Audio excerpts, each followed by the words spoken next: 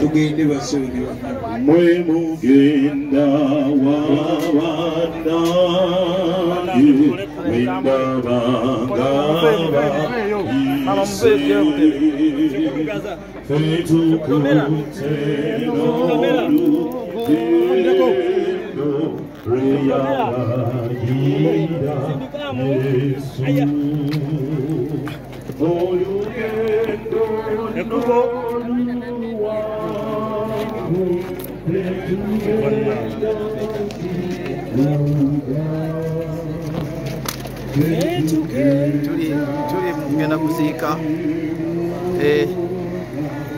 tuli mugenda kuziika kati jajja w'abayimbi tutasema nyumba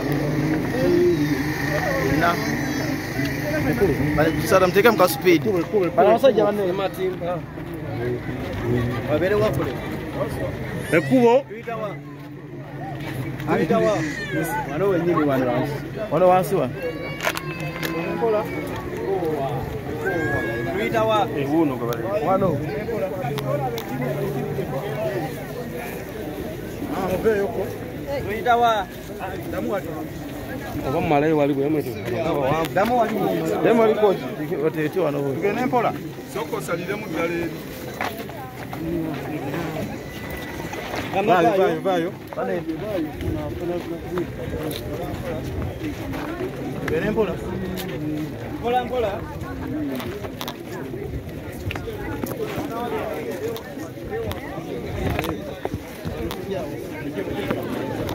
tawali wansi wali weko pia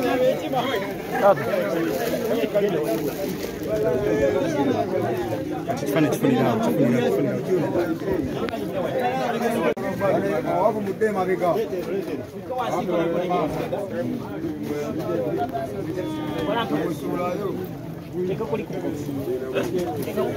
abasewo ne banyabo mukkirizeeko bamulekwa bafune we bayitaawo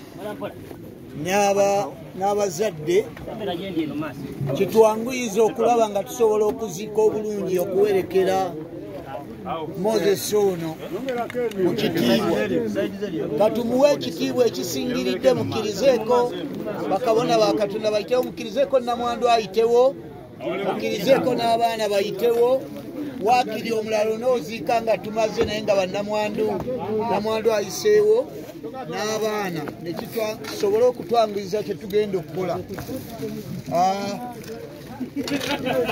basewo ne banyabo mukkirize tusabe katusooke tusabe esaala eno Katonda bw'obanga naawe omanyi ng'oli mulamu ng'olunaku lugenda kukya naawe ove mu bulamu bw'ensi eno katukusaba osiriikiriremukko nga Katonda gwe yawa omukka kuba nannyini gwe ye yatutte ogwa Moses ate n'ogugwo y'asobola okugutwala enkya Katonda twagala okukwebaza eyatuwa Musa webale nnyo olw'emirimu gyonna gy'okozesezza Sematimba twagala okukwebaza olw'ennaku zonna z'omuwadde mu kutambula okw'obulamu buno laba tukuwa ekitiibwa omubiri gwe tugenda kuguziika nga gudda mu ttaka mwe gwava kubanga era bwe kyawandiikibwa tiwaliyo emibiri emijja waliyo emibiri egy'ekitiibwa nti nga bwe kiri ekitiibwa ky'enjuba nga kirala n'emibiri egy'omu ggulu nagyo mirala twagala okukwebaza olw'obulamu bwe bwatugasizza n'emirimu gyonna gy'omukozesezza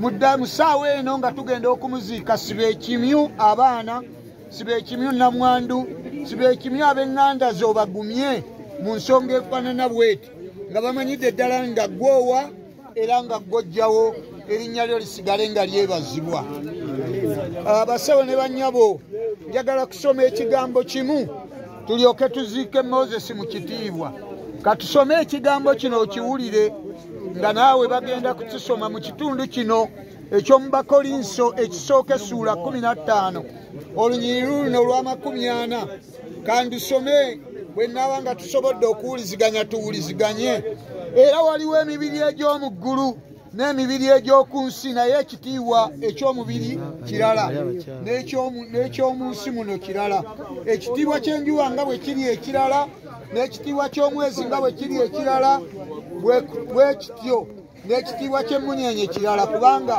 emmunyenye teyaka kuzuukizibwa mu butavunda, gusigibwa awatali kitiibwa, gugenda kuzuukizibwa mu kitiibwa.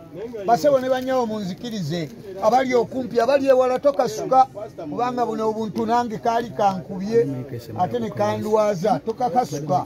Ali okumpi lekaziika amaliriza aveewo ate gw'onojja n'oziika. Bano bakadde baffe bajja kukkiriza abafyuno bano, bajja kukkiriza bashalom okkiriza oziike.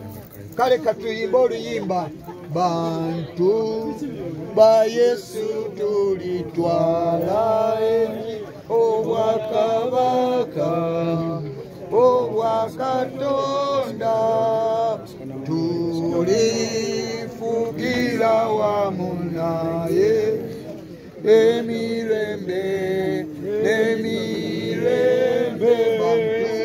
Bantu ba Yesu tulitwala eki obwakabaka buluwa obwa Katonda tulifugera wamu naye emirembe n'emirembe. Haleluya.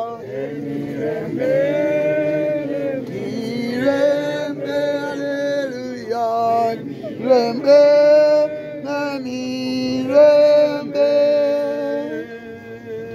Basebo ne banyabo, akaseera akafaanana bwe kati kaba k'amaziga. Njagala kukukakasa buli omu agenda kukatuukako. Ffe Mukama atuwadde buwi mukisa okutunula mu ntaana ya Moses. Naye enkya esobola okuba eyiyo, esobola okuba eyange, oba ey'omuntu yenna ali wano.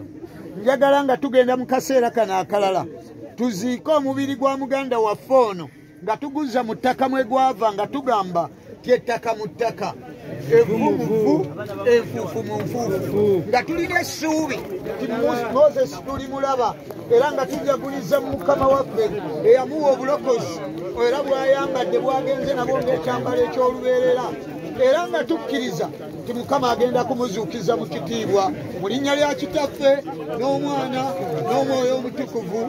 Amiina. Kati basebo ne bannyabo bamulekwa nga baziika, n'abalala bonna nga bamaze okuziika, tugenda kuleka abafuna bano nga bongera okuziika basho omulala ogw'ekitiibwa. Tuddayo eri ku mukolo okulaga omusika. Awo naamuvaayo kati.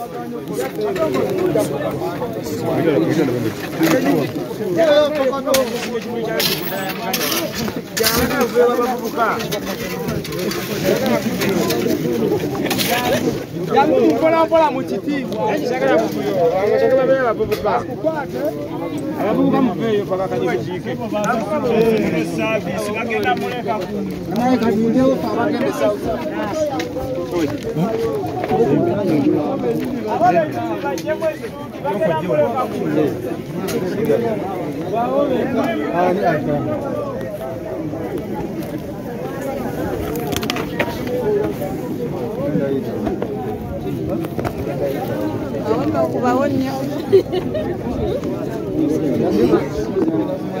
all right.